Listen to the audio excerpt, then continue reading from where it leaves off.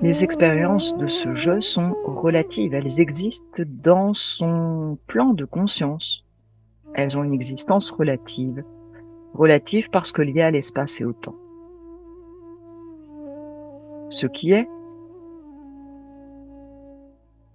n'est pas lié à l'espace et au temps. Et pourtant, il est ce qui reste lié à l'espace et au temps, en lequel il est encore conscience et énergie, en lequel il est encore manifestation, en lequel il est inévitablement dualité.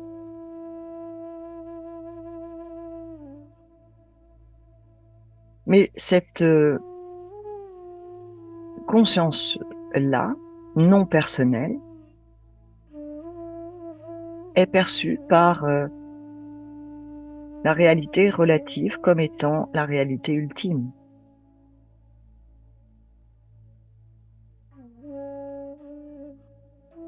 Et cette réalité perçue comme étant la réalité ultime va correspondre au Harium Tatsat, au tout est cela, au tout est Dieu. Tout est ce qui est. C'est ce qui correspond au premier éveil.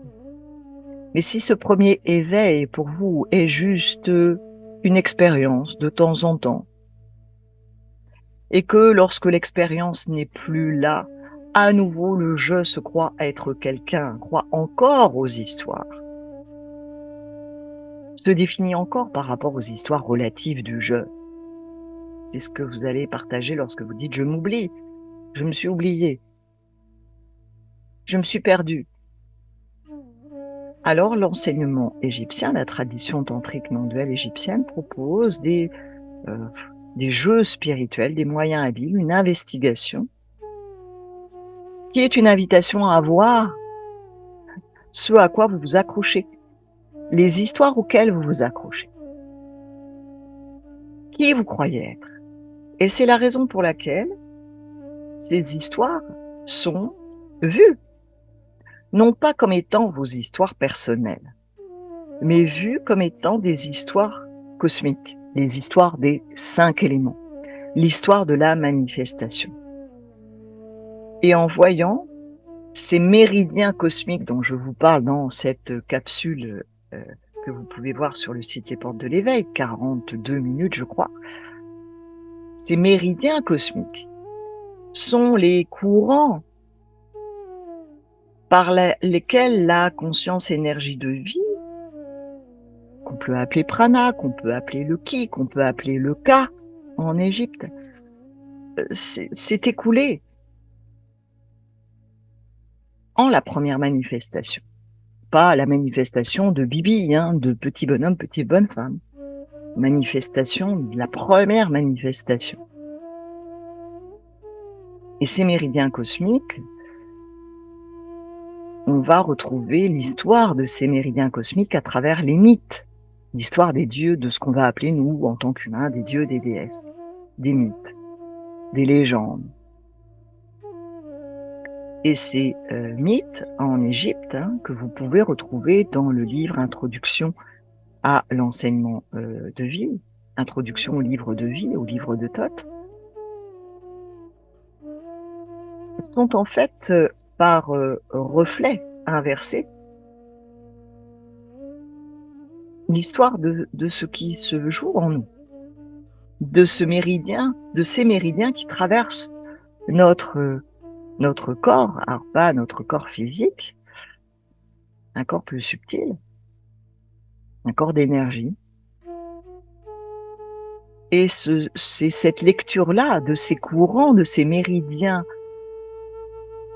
qui à l'origine sont cosmiques, mais lorsqu'ils traversent une forme plus dense deviennent des méridiens humains tant que nous sommes humains, c'est ce que nous lisons à travers la lecture de roue de naissance. Parce que la roue de naissance n'est pas la roue de naissance de ce corps de densité. C'est la roue du corps nommé K, du corps plus subtil, du corps qu'on va dire énergétique, mais qui est porteur aussi du plan de route, du dharma. Mais pas d'un dharma personnel. Il n'a jamais été question de dharma personnel.